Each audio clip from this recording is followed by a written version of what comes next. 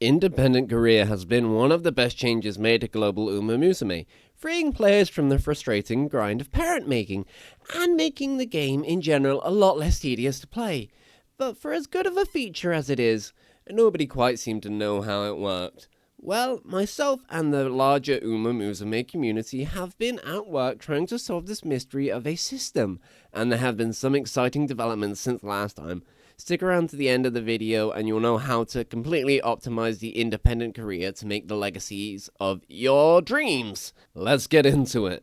Now, for a quick recap, in the last video we discussed the basics of independent career, though we were limited greatly by the amount of data available to us. We are able to optimize speed and skill points whilst hitting an SS rank for that increased chance at getting a higher rank of white sparks, as the comments pointed out to me correctly. But that was then and this is now. So there have been some updates and developments. Thankfully, whilst I was hard at work researching, two Uma Musume communities were able to band together and collate data and create some resources for the larger community. Those were the Loopacord Discord and the Raecord run by the UmaTuber Ray. I will have those linked down below, and this has been particularly useful for me as now I had independent data to compare my own testing against. Thankfully, the data did match my testing, so with 3 matching sets of data, I could be increasingly confident in its accuracy. And that was, useful for figuring out things such as which training modes you should be using. Well, I can be pretty confident to say it's not sprint, since it lowers your stamina, and since stamina tends to be low in auto training in the first place, and stamina spark is generally considered to be the one that people want to freestyle the most, and that lowers your chance by dropping it below 600 with sprint. That means that sprint is just not very good. So that just leaves stamina unbalanced. And using the logic that we just used, we would assume stamina is the better of the two. If it raises our stamina more, gets it above 600 more often, then that would make stamina better than balance, surely. And basically that is what the data shows. Though balance tends to have a slightly higher raw stat total, the fact that stamina training generally will get you above 600 stamina more often is typically going to make it a better one. For my testing, I did use balance just because I didn't want to change the variables I was using, but my general recommendation, 90% of the time, use stamina. If you're like massively overcapped and you aren't hitting stamina, you can maybe use balanced instead, but I would basically never use sprint mode. Before we get into this, I want to say I put a lot of work into trying to make each of these strategies as free-to-play friendly as I could. Thankfully, a lot of free-to-play options are viable, but they might need a little extra effort in order to hit the stat thresholds. And before we go any further, a little quick refresher on how stat sparking works. So, below 600 stats, we have a 90% 1-star rate, a 10% 2-star rate, and a 0% 3-star rate. We cannot get a 3-star in a stat spark if we do not get at least 600 in that stat. Between 600 and 1099, we have a 50% 1-star rate, a 45% 2-star rate, and a 5% 3-star rate, which is why 600 is considered the bare minimum. And then if we can get above 1100 in a stat, 1-star is reduced only to a 20% rate, 2-star goes up to 70% rate, and 3-star doubles in chance from 600 to 10%. So the idea basically, if we want to get a certain spark, we want to either get that to 600 or we want to get it to 1100 in order to maximize our chance of getting it. Those are the breakpoints that we are trying to hit. For the Umas that I will be showing you, when I'll be showing you screenshots, the only time I was using stamina training was when I was training for stamina, just because, as I said, I wanted to keep that variable the same and use balanced all of the time, but knowing what stamina does now, there's no reason to not use it. But anyway, so speed can be comfortably raised with 2 speed cards. You can get this to 1100 rather easily. I highlighted a bunch of these in the previous video, so I will recap the free-to-play options really quickly. Those are Sweep Tosho SR, though the SSR version is also very good. Shinko Windy and Tosen Jordan are all widely available cards that also perform super well. A card that I didn't mention last time who generates you a massive amount of speed is Biko Pegasus. If you can afford to, you're probably going to use a different card instead, because just getting speed from a card honestly isn't really that much of an issue in independent training. For stat generation, Matekane Fukutaru is number one by a far margin. The only issue she has is that she doesn't really have the greatest hints, but she is very useful for getting all of your stats above 600. So she is probably the best stat card to use in independent career. Okay, so stamina. So how do we get over 1,100 stamina? Of all the stats, I found this one to be the most demanding to reach. The most success I found was with a deck of 1 speed card, 4 stamina cards, and light hello. Below 4 stamina cards, you do not generate enough stamina, and at 5, you tank your other stats, so you really struggle to get an SS rating. So 4 is the sweet spot that I found. Card-wise, there are a few standouts. Silent Suzuka, the anniversary stamina one, for some reason is basically the best performing stamina card out of any of them. The only one that really comes close to her is Tamamo Cross SSR, though that is a gacha card. And then surprisingly not taking first place is Super Creek, though she is the 3rd best one. It kind of sucks because only for free-to-play players, the only option was released a while ago, so not a lot of people have it. Thankfully, some of the recent stamina SSRs are quite good, such as Zeno Robroy and Meisho Doto, both are great options. Both of these are event cards from recent events, so I would check to see if you have these. Super rare-wise, the Mayano Top Gun Super Rare performs really well, and the super rare version of Zeno Robroy is basically the same as her super rare version. She just can't give you a gold skill. The Tosen Jordan Super Rare is also an option if you are not using her speed cards. However, even if you use all of the best stamina cards, there is still a decent chance that you are not going to hit 1,100 stamina. There are a few more things that we can do to get it slightly higher. Thankfully, we can also use this same strategy for the other stats I will be talking about, so just pay attention here. So, coming back again, the GOAT, Matsukane Fukukitaru.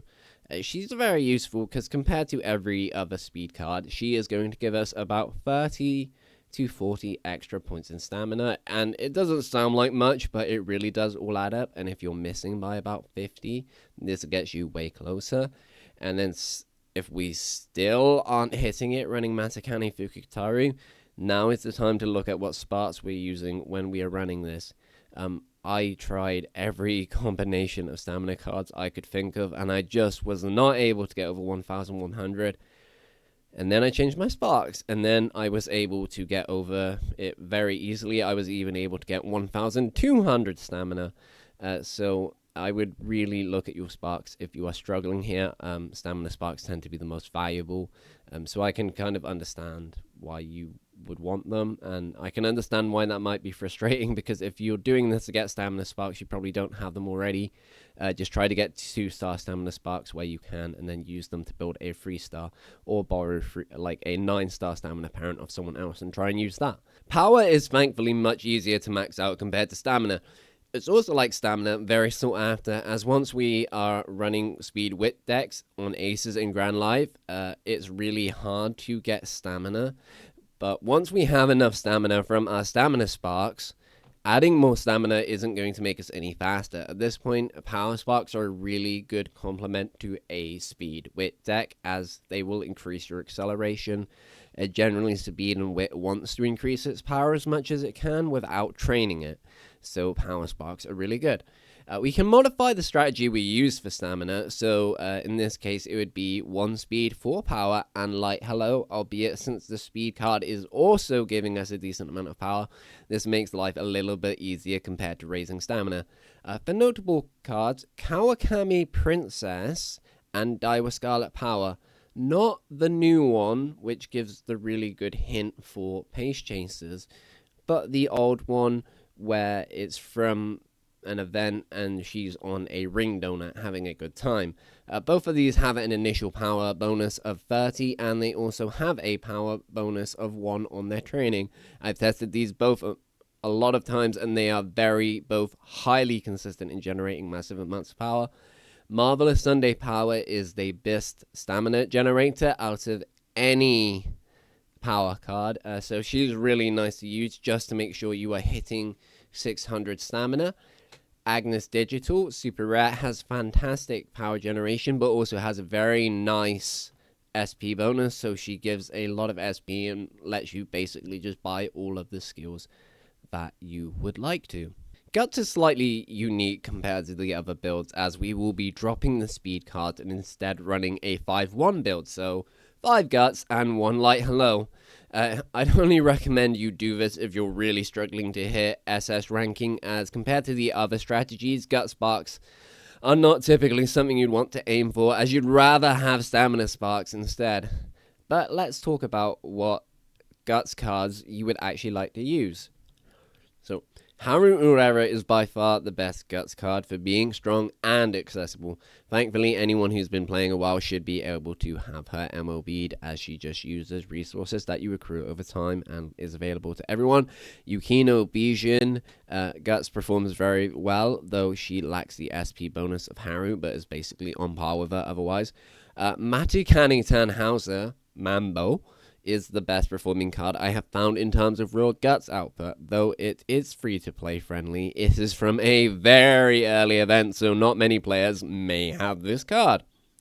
Meishe Doto performs pretty well for a super rare card, so you can look at her.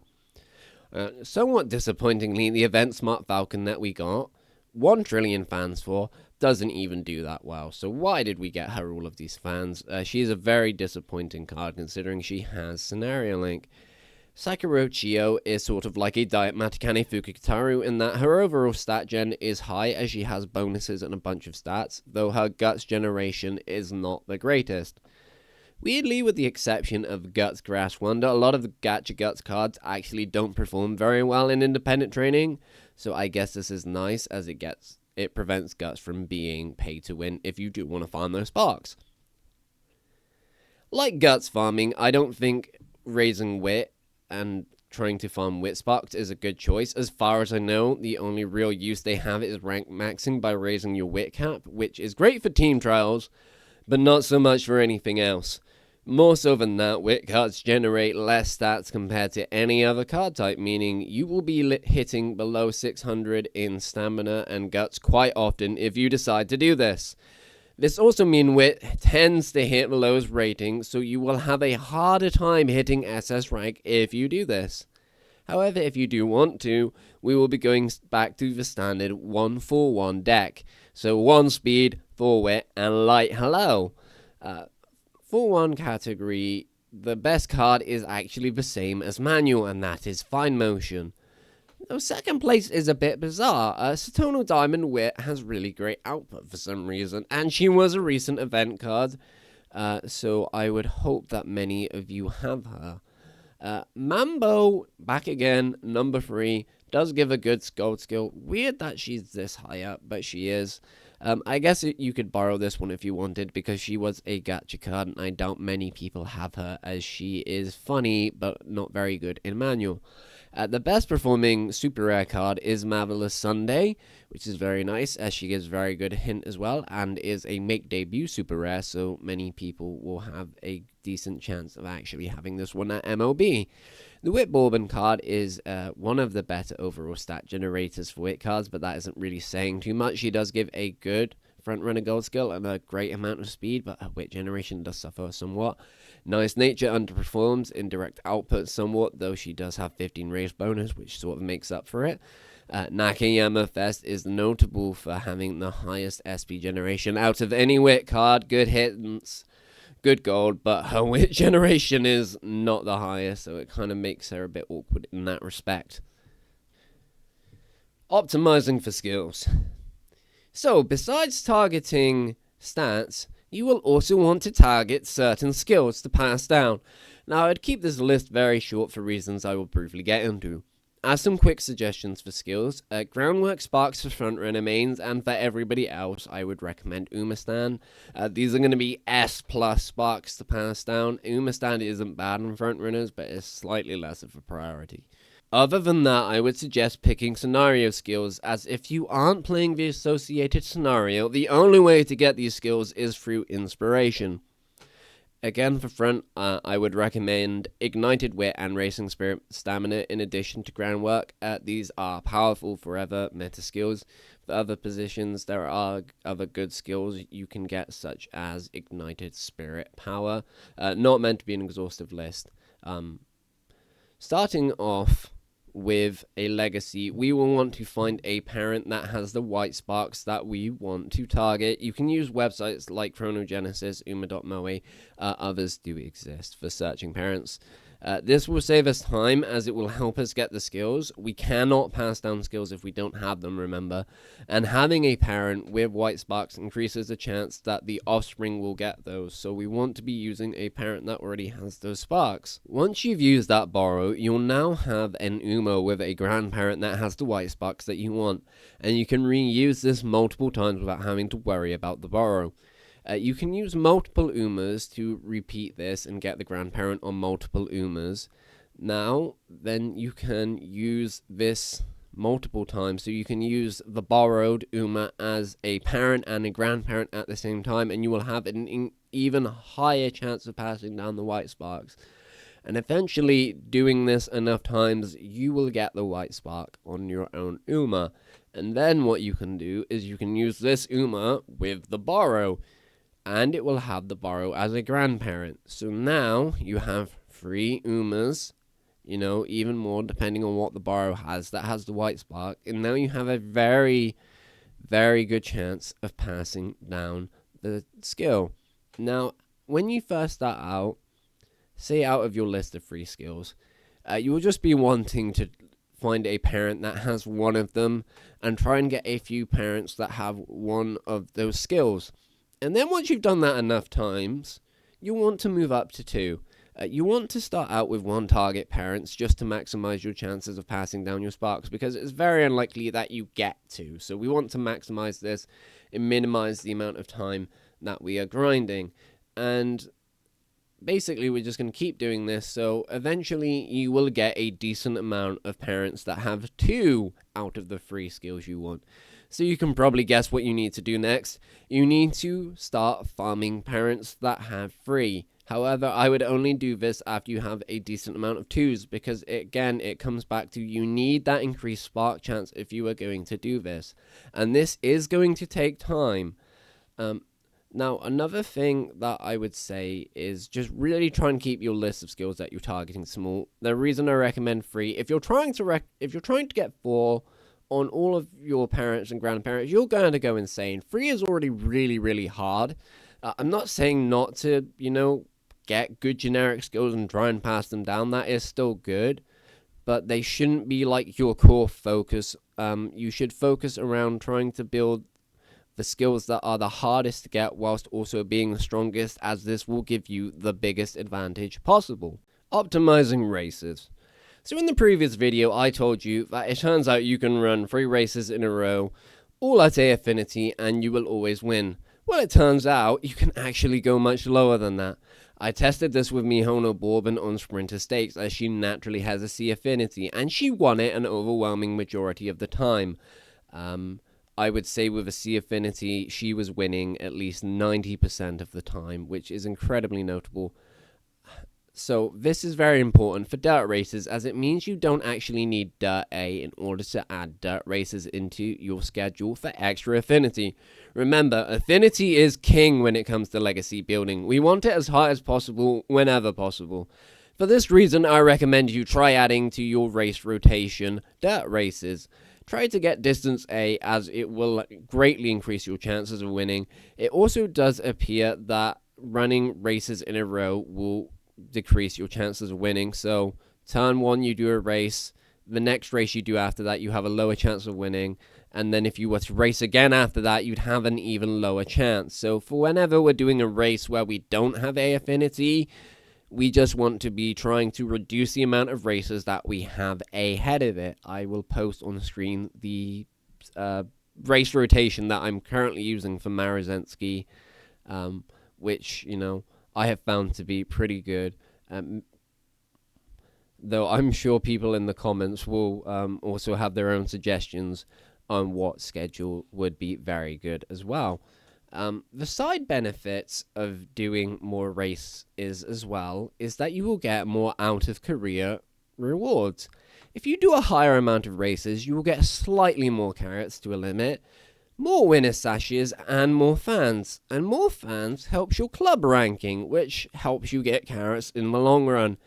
You do get less output from your cards the more races you do, but the upsides are very good for doing the full amount of turf and G1, so I would try and do them.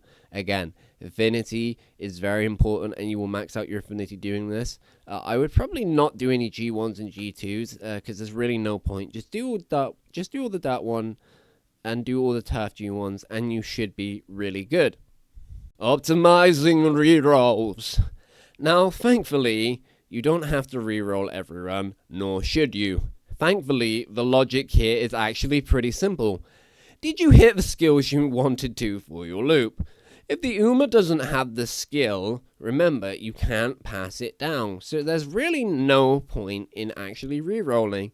Now, I would just like to point out, let's say you decide to skip rerolling 4 times. Well, now you've saved 120 energy, which is 2 additional runs with rerolls that you do not have to pay for. So just remember this. Also, something else, if you have really horrible luck with races, you could probably consider skipping rerolling then as well, because again, you want to be using a parent with max affinity, but you would have to have pretty horrible luck, so this will come up less often. It's mainly going to be don't reroll if you didn't hit the skills that you needed to. And your thoughts? So, what do you think? Have I missed any optimizations that you'd like to add? Whilst I have tried to be as comprehensive as possible, there is always more information to add. The channel has really been growing a lot lately, which is really lovely to see, so I would like to thank everybody for the support.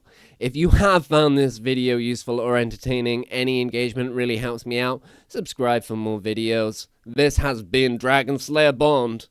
Peace.